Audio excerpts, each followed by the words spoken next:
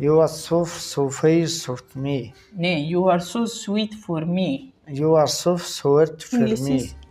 بله آجی صاحب. بفرمایید چی؟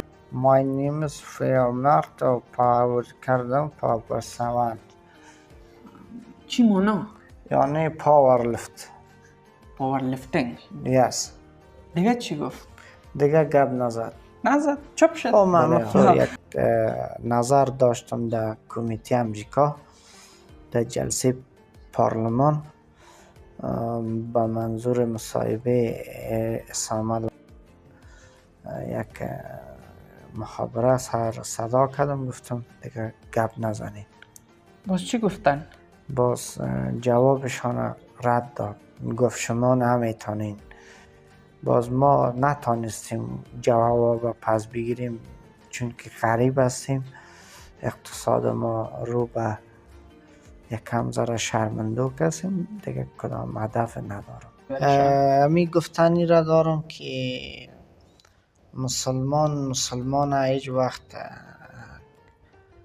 رایش گرفتن نمیتونه و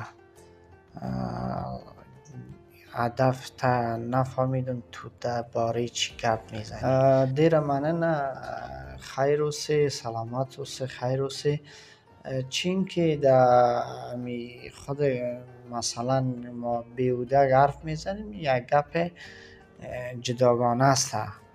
مثلا ما یک گواره را میگیریم یا یک گواره جنبانه میگیریم در داخل قفس خود مندازیم ما را اذیت آزار نتانه صرف به خاطر احترام یا مثلا صرف به خاطر یگان چیز دیگه.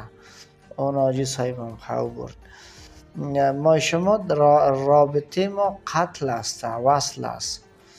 قتل وصل به معنای زیاد کنندگی یا زیاد پیشرفتگی دیر خیر اوسی.